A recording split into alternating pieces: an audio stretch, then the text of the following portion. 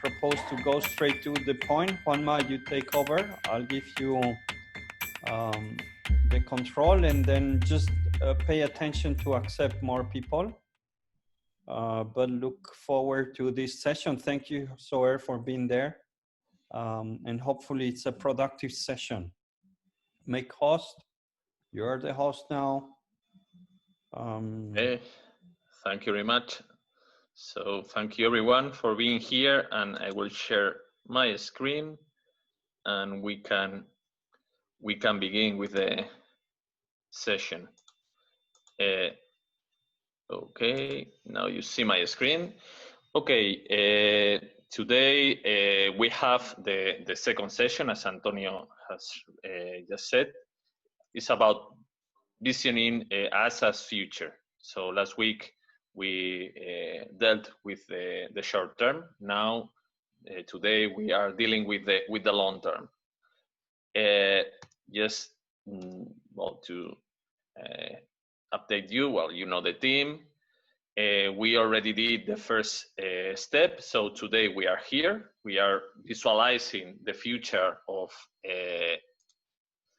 AASA consulting. So we will be helping Zoe visualizing it. And I will go very fast through the description of AASA we did last week. Many of you were present.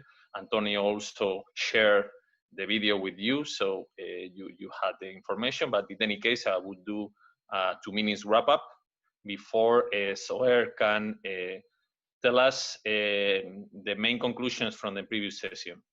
Okay, so as you know, AASA, Zoe Ashir is the chief executive of AASA. AASA is a company based in Pakistan, which is giving is focus on management consultancy on 2 sectors: public sector, mainly social policy, and in the private sector, strategy, human resources. So lately, the AASA has been struggling with the public sector because the tenders were focused on COVID, so no tenders in the public sector, and in the private sector, there's been a downturn in Pakistan since 2018. So it's also hard in that sense. So we focus on that.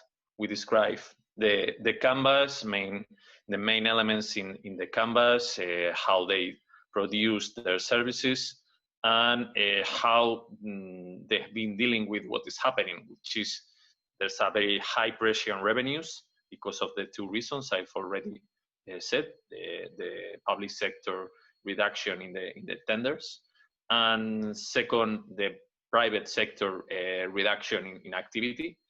This has generated a cash flow need, a relevant cash flow need. Some costs can be cut, other costs cannot. So this is attention in cash flow. And also there's an issue with technology. There's the evolution, the update of AASA in terms of technology is not as fast as desired. So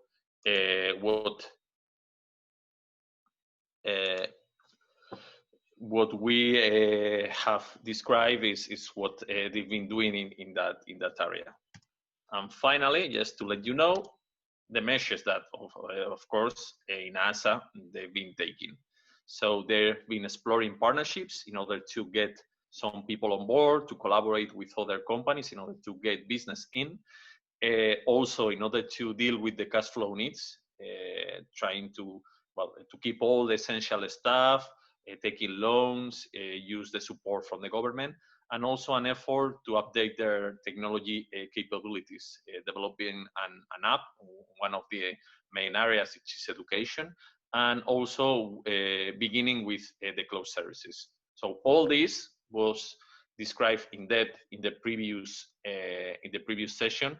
Today, this is relevant just as a starting point because we are looking at the future. So what we will do now is I will give the micro to Zoe so he can explain you what they've analyzed from the results of the previous session. And after that, we will explain what we will do in this session, which will be just looking at the future, just visioning. So first, please, Soer, just give us an idea of what did you figure out with the suggestions made last week. And when Soer finishes, we will go directly to the work for this session. So Soer, these were the challenges that we were dealing last week: revenues, how to increase the revenues, and how to transition to a more technological company. And now Soer will discuss the main takeaways from the previous session. So Soer, your turn, please. Thank you, Juan. Last time when we met, there were 4 groups and they came up with some very useful suggestions. I will not get into every one of them, but few that I like to highlight is certainly a suggestion that we should reduce our costs. There was a suggestion that perhaps our data collection costs, which is one of our main business line, is high, and some suggestions on how that can be reduced, and that included transferring more to technology, use of greater technology and digitization. And there was also a suggestion that I liked was on focusing more on training and development of the staff, maybe upgrade their skills so they can be more productive. And there was also a suggestion that we can shift more towards technology by developing some apps and onboarding some of the infrastructure and cloud-based technologies that are available. So all in all, I think these were very useful suggestions, and this is something I like to take it forward. There are at least a couple that I think I'm already thinking of using them and affecting my direction of the company. So that was just a flavor of what some of the suggestions that were provided by the group last time. Okay, thank you very much, Soer. So I hope we can generate as useful suggestions and in the previous session, or even more today. Well, let's look at the futures, not the future, but the futures. We will use a tool which is called a scenario planning matrix. That is just a way to draw the future possibilities. So many of you will know, and a very brief introduction, which is that like this. I mean, you've seen probably this matrix 2 by 2, which you define one axis and other axis, and depending on the combination of the axes, you generate scenarios. So we have done that. We have generated some scenarios for AASA in order to let you reflect based on those scenarios. So what we have done is take 2 key uncertainties, which are the axes. One of the axes will do with the digitalization in the process, in the work of AASA, and the other axis will deal with the specialization. I mean, it's sector-oriented or task-oriented. So what we build with this, as you can see here, is a matrix, and now I will explain briefly the 4 scenarios. The first of the scenarios is a scenario where human work is still key, and there's a specialization in the sectors. So it's important that the people are really knowledgeable, and this knowledge applies to certain sectors like the current sectors, education, poverty alleviation, etc.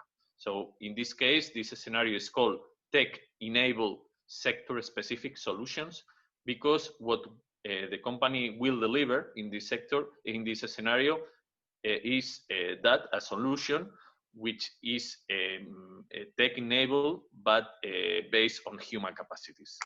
Okay, this is the first scenario. You will have this in the template that we will deliver for your working group, so don't worry, everything will be there. But just to have a short explanation on that.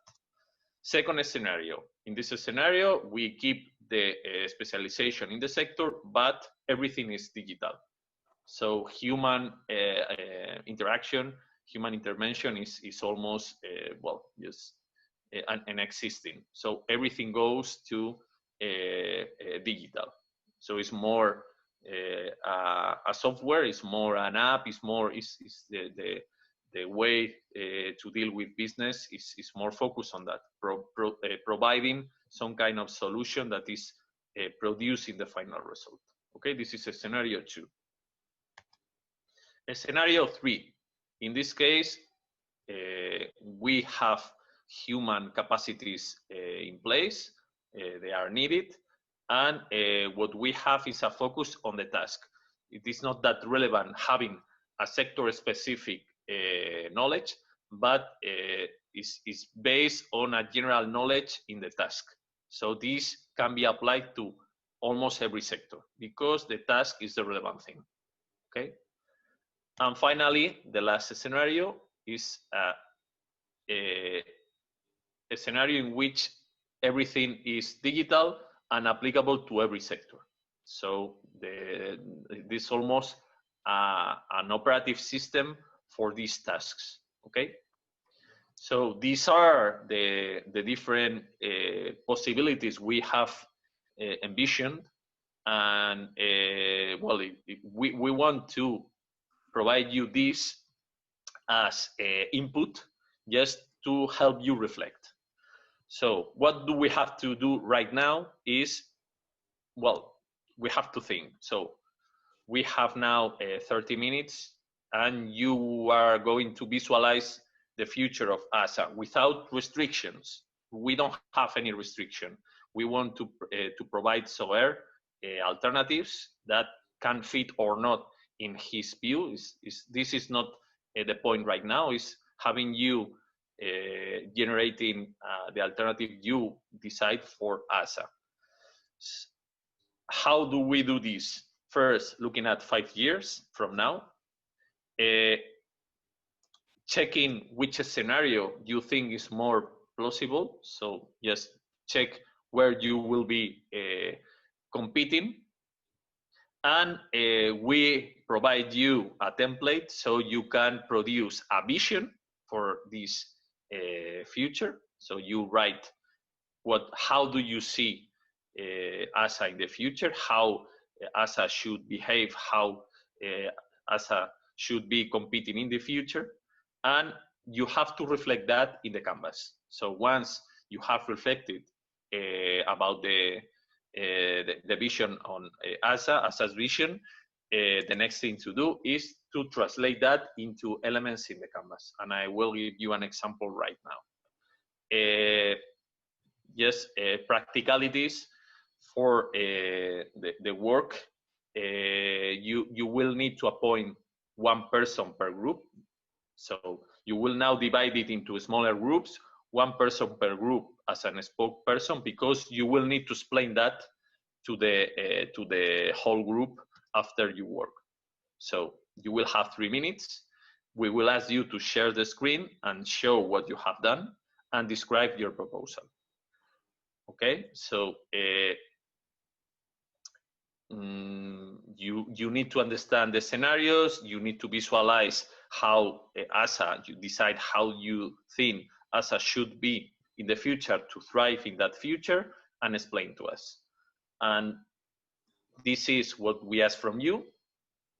This slide, which the vision and a brief description of the vision.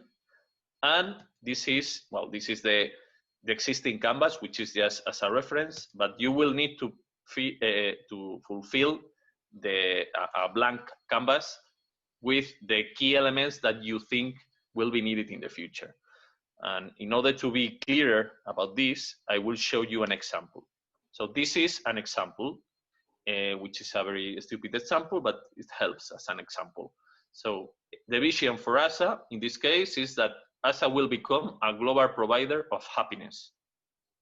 Okay, so the description is, okay, AASA will focus on happiness as core product and will build the capacity to deliver it automatically to everyone, to anyone.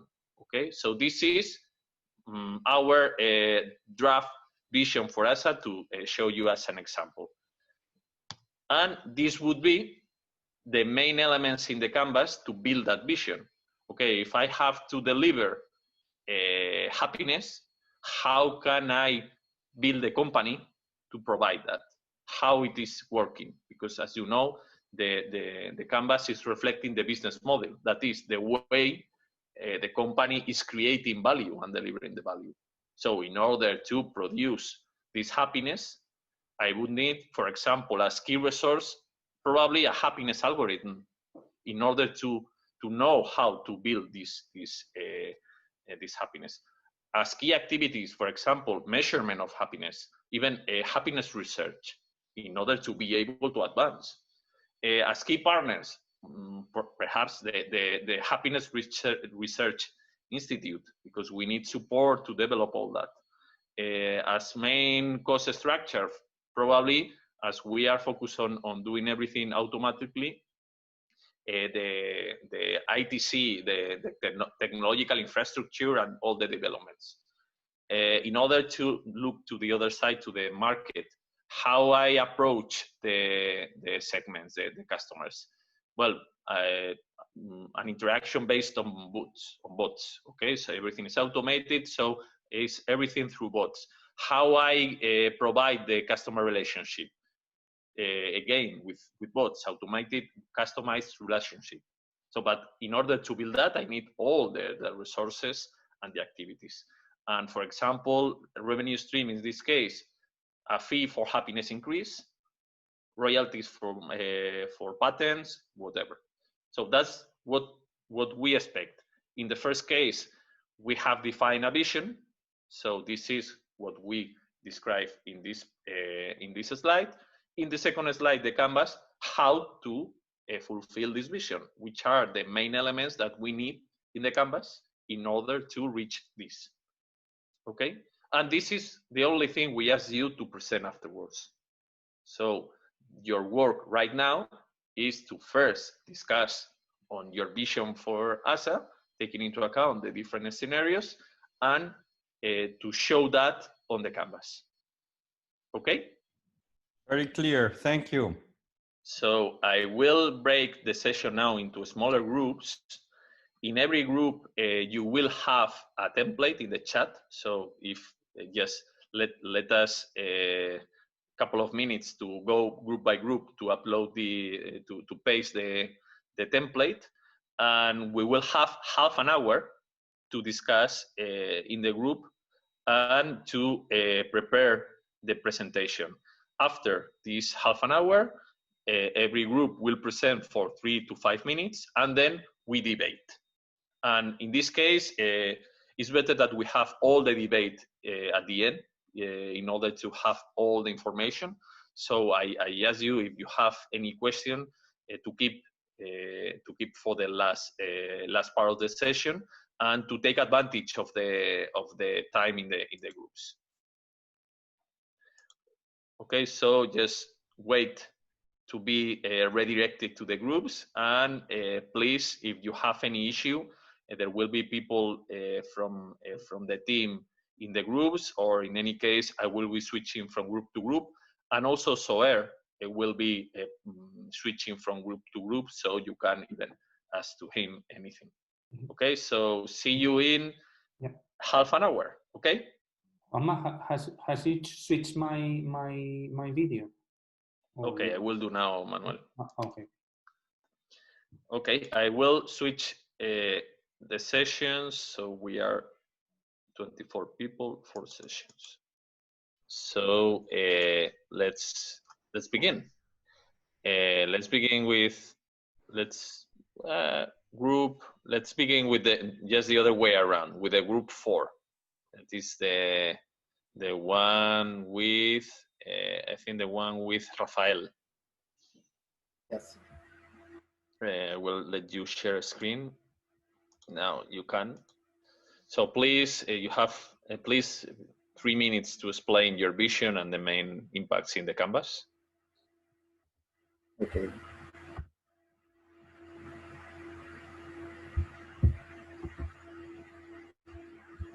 Can you see it?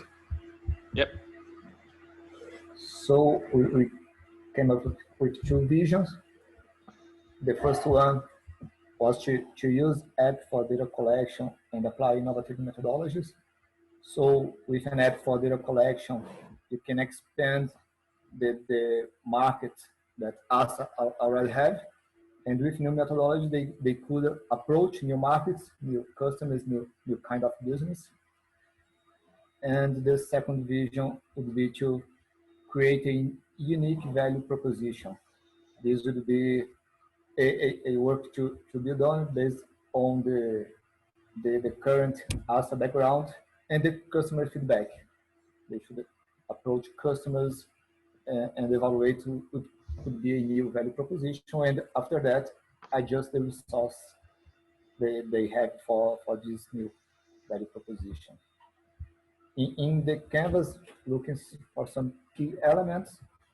For the first vision, we have here a key resource, what will be the app for data collection, and new methodologies for consultancy, for data collection, for the kind of business they will focus on.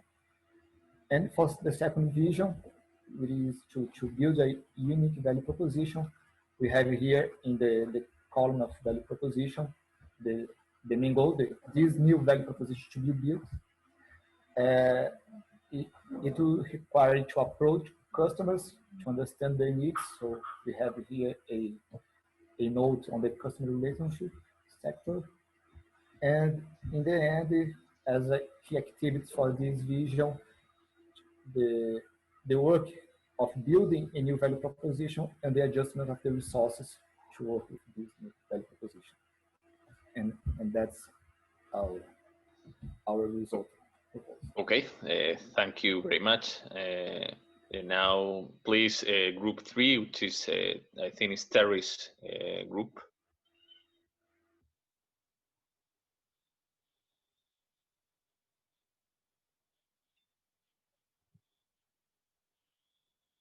We don't hear you, Terry. Oh, okay. How do I share? So I'm going to share my screen. Please do. Okay. Get this fixed here.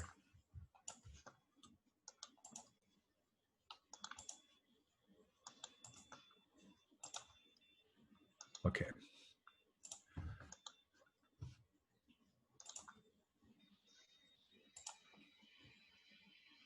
Okay, we spoke of can everyone see that? Yeah, perfectly. Okay. We spoke of creating a pool of talent in his region or a community similar to what we have here, and bring in stakeholders that bring in different areas of expertise where Zohair ultimately would become the regional expert to identify him digitally as someone that news and different people are going to want to talk to, because of the majority of his business is within the government sector, the municipality, regional, and federal sector. And so key here would be to an ongoing community where he's looking for stakeholders and partners that can come in basically in an equity situation and then move forward as the company revenues come up and those kinds of things. Well, in doing so, he's also being an Antonio. where he's running a group of people who can come in with different areas of expertise that are willing to help in social media and those different things to be involved, which will also give those individuals and their companies exposure in the greater environment at that point. Again, not real good at this, and I'll work on it and get it submitted to the whole. But those are the key issues where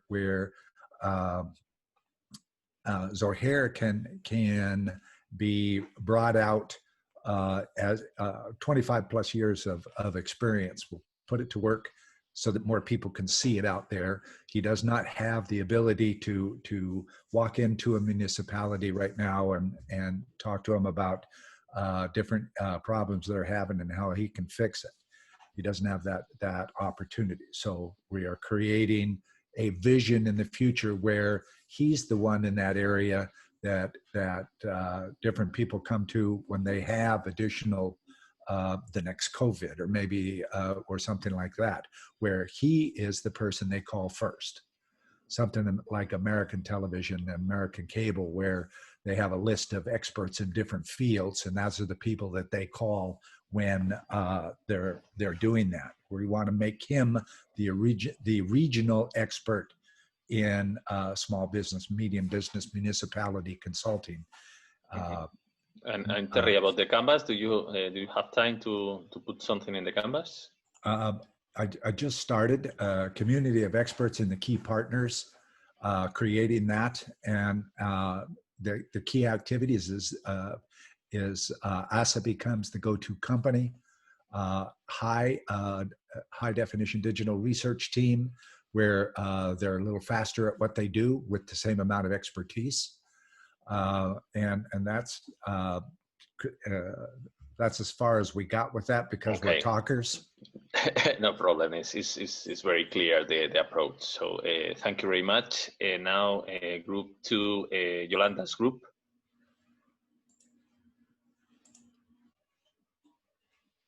Let me get off share here so it's back. Do you have it back? Yolanda is perfect. Okay, so please go on and explain. Yes, good morning, everybody. So, so what our team came up with is to build an efficient and effective human resources pipeline for technology, data scientists, and research. And that, is to engage and partner with universities across Pakistan and other European countries to build a pipeline of technology workforce that is mobile and readily available.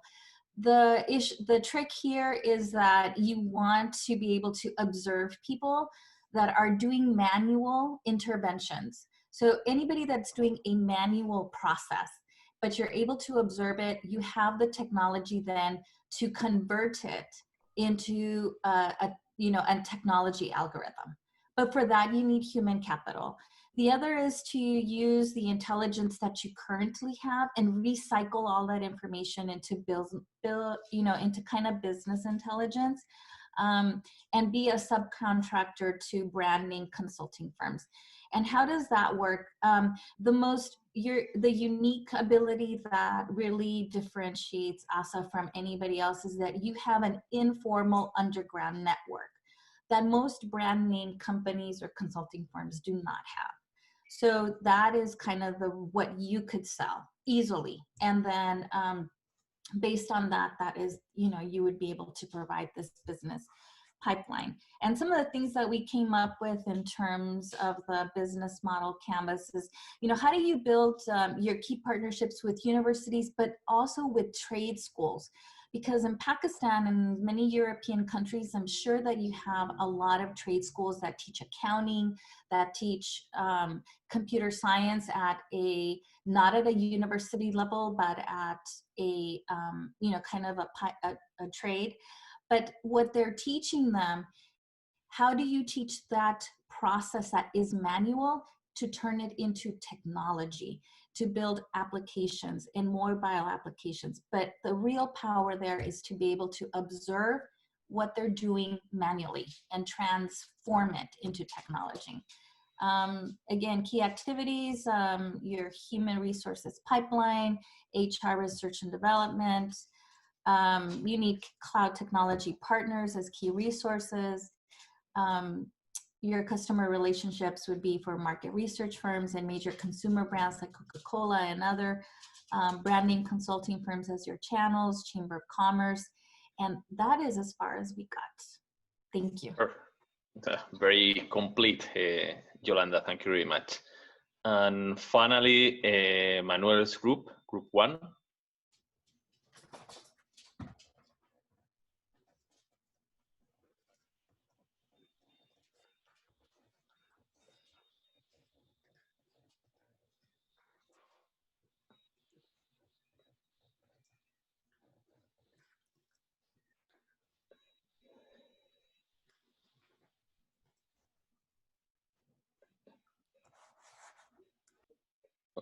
Yeah, no, Yep. just looking. No, it's okay, Manuel. We see it. Ah, okay. Should I continue or you want to continue? I don't remember the name. Yeah, you can. I mean, any of your group, anyone in your group is welcome to explain it. We trust you. Read what your. Okay, great. Okay, a vision for asset data management for an impactful regional development in education, environment, and health sectors.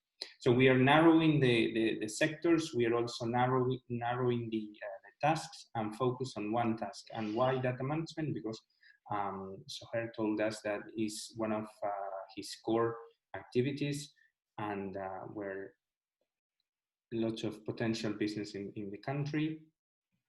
But minimizing the sectors, and regional meaning different countries with let's say similar cultural that can be identified, and so the aim is to bring those financing institutions, multilateral institutions that already work with AASA, but take those successful stories in Pakistan and go with them to other countries in this data management. So what would we need? We would need key partners, both IT partners, universities, and those multilateral institutions that we already work with. During the key activities, the main one is go digital with the IT partnerships and, of course, upscaling employees' capacities. In the resources, everything related to IT tools, automatizations, machine learning. Value proposition is exactly the same as we mentioned before.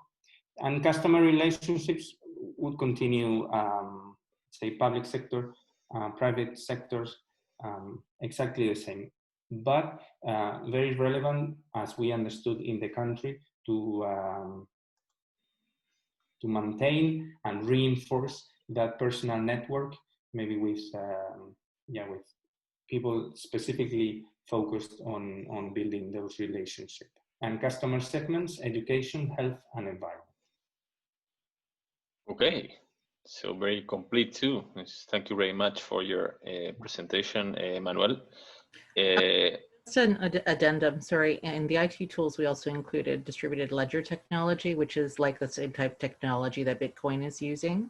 And that's actually being used for now in many health data management applications and startups for privacy and confidentiality reasons. So it's also a technology that is being used not just for finance, but also for data management.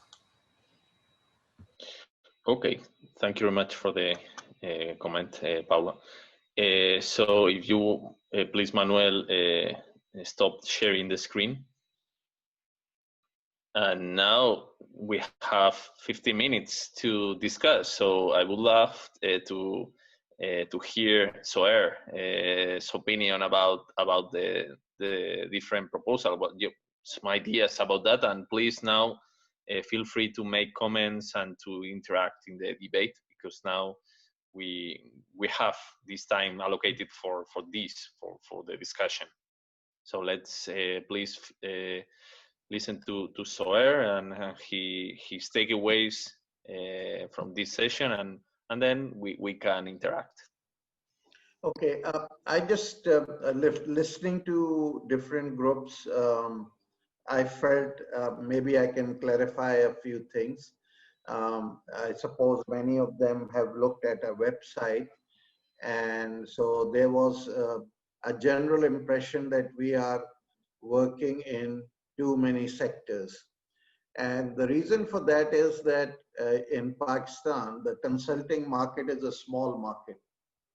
And if you limit yourself to one or two sectors, then you are also limiting yourself to a much smaller pie, size of the pie. So we show broader choices to the client. So if they belong to a different sector, they can come to us. So, you know, as far as our data collection activity is concerned, it can apply to any sector. It can apply to collecting data for a bank, for a school, for a hospital, or for a telecom. So that's why you see the variety of sectors there. Also, I felt that, you know, most of the group, bulk of our business is data collection. So I was happy to see that. But we also do significant HR and strategy work. So that is something, most of the recommendations focused on the data collection issue, which is correct because that's what bulk of our business is. But we also do some strategy and HR work. So I would like to see some of those recommendations also apply to HR, human resource management services, and strategy services. I like the idea, some of the ideas that, you know, people, I think, expounded more today because there was more time on how to bring in more digitization in my business and expand the business. And there was one group, I think early on, which talked about bringing business growth through expansion. So normally when your company is under stress, you don't think of expansion, but I thought that was a good idea that you have some very marketable products and marketable reputation. Maybe you need to aggressively market and look at expanding the business at this point in time. So those are some of my initial thoughts on what I saw today. Okay, thank you very much, Soer. Comments, please. Soher, just a quick question. Are you only currently working in Pakistan, or do you also work in adjacent areas like India and in Bangladesh? On a lighter note, I would be hanged if I said I'm working in India, given the relationship that the two countries enjoy. But I've done some work in the region, in the Middle East and other places, but I would say primarily and mostly in Pakistan. Okay, so one of the suggestions that we had made, if you, depending on how you wanted to move your business, was if you were going to want to expand regionally, I'm not saying globally, depends on what you're planning on doing, but if you want to focus your tasks on, say, data management or human resources and consulting and strategizing, and those specific tasks, and then do so in a very, very focused regional way throughout Southeast Asia, then it would make sense to sort of really specialize in sectors. And that's because you can't have all of the pies in every country. But I suppose it depends. You could specialize in specific pies for specific countries. So just something to consider when you heard us talk about minimizing the sectors. sometimes it's culture specific and sometimes it's region specific. So we just wanted to leave that with you as well. Okay, all right. More comments? In the end, it's your choice. It's your company. Yeah, we are here to raise alternatives and to raise discussions. That's what we are. At the end of the day, is always Sohair's choice. So here, one question. I had the impression that one of the groups, they suggested to create a partner network and to get some more resources available to your opportunities, which you could lead, but with the help of other partners. What do you think of this? Is it possible in Pakistan to do something like that? Certainly. I mean, if you can create a network of experts, that always helps. There are some opportunities in which you actually require international resources or international partners to undertake the assignment. So yes, certainly is possible. But it was more looking at the local resources, the local entities, consultants, experts, or companies who could more strongly work together in certain for certain opportunities. Well, on a selective basis, on some of these large international tenders, we partner up with foreign organizations. We call it a consortium. So we do that from time to time because there are some projects that are too big and beyond our capacity. So unless we bring in a partner firm, we cannot compete for it. So we make a consortium, and often we do form a partnership to do a project. Okay.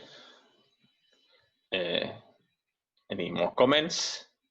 Someone is willing to add something regarding Sohair, your comment on the private sector services, perhaps something that we define in the session, that perhaps if we consider both the, let's say, the public sector services and the private, for one session in half an hour, it would be a bit complex to put on a canvas and so on. So that's my fault not to have asked the whole teams because we thought it was tough to maintain a discussion on both things at the same time. So just to apologize, because I consider that the target was too high to reach in a half an hour session. So I prefer to focus on the main market, which is the public. So that's my apologies for that. It was in order to have a more fluent discussion today.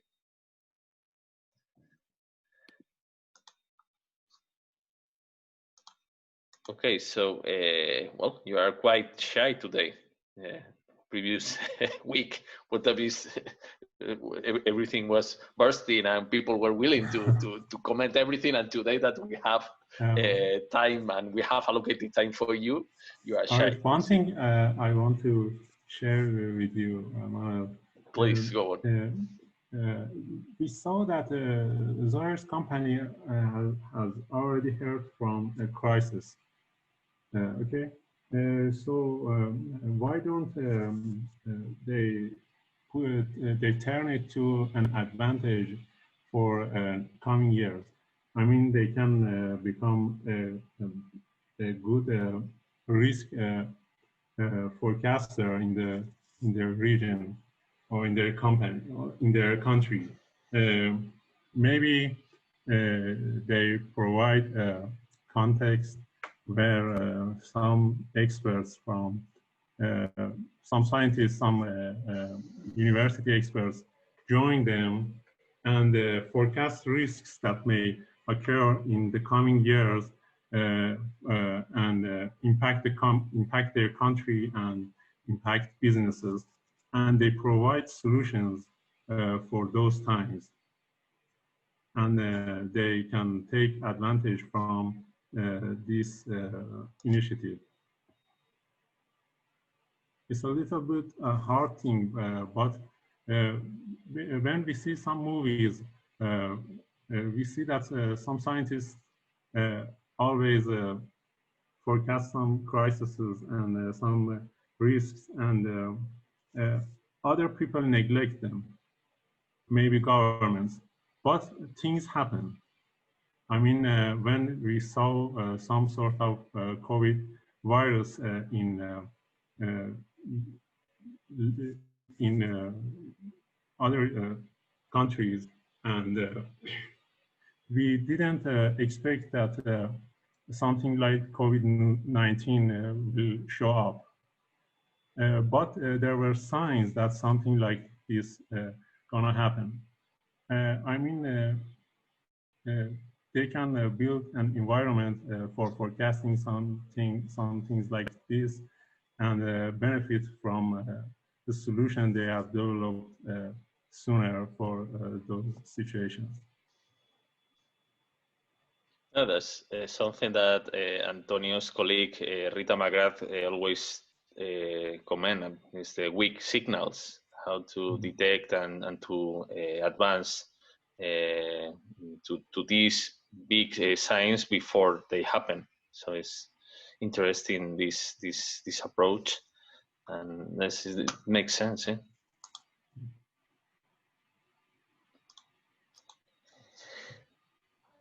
I've put in a link in the chat, so if you want to have a look at it. So the futuretodayinstitute.com is an organization that is led by Amy Webb, who's a genius in forecasting futures.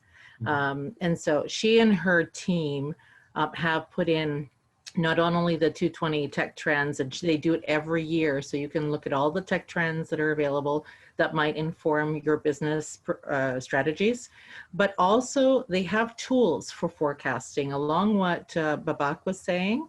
So if you want to start, you know, seeing around corners, like Rita McGrath likes to say, then I think some of the tools that are on that website, the futuretodayinstitute.com website, will be very beneficial for you. I would definitely encourage you to have a look. It's all free for download.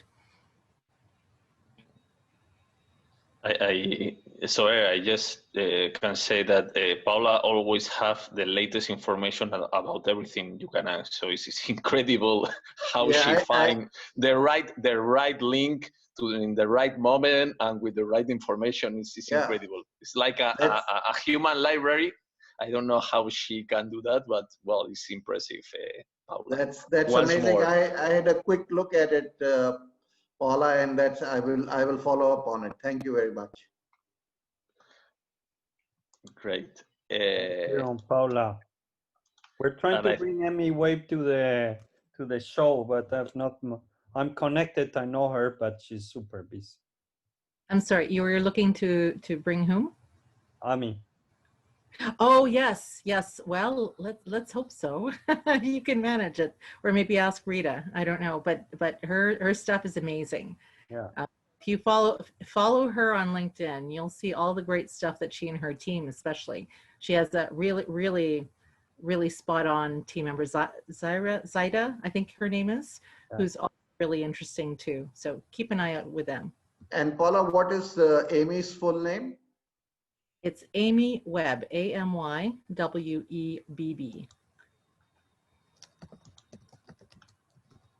There you go. You can find her on LinkedIn. She's the only one. Okay. Yeah, and she's also linked in. You'll see her information on the Future Today Institute. That's the nonprofit she manages. Great. That's great.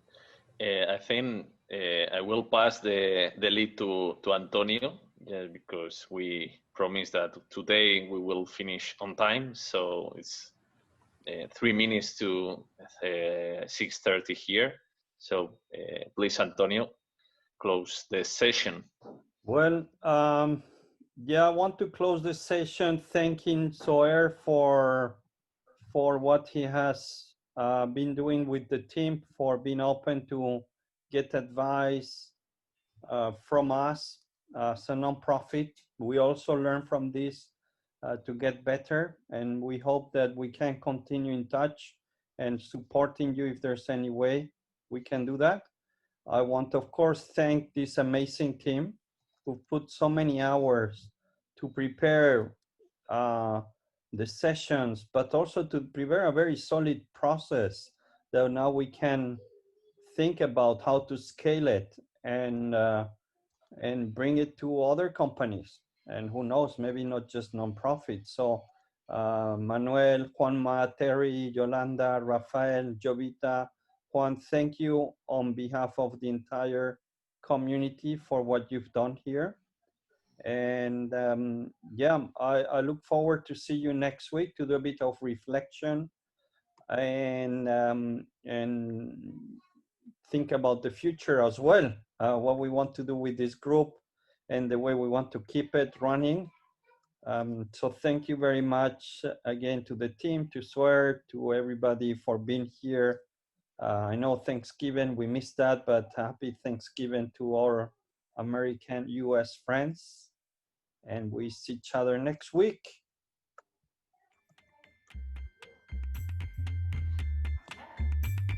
Bye-bye. See you guys. Bye-bye.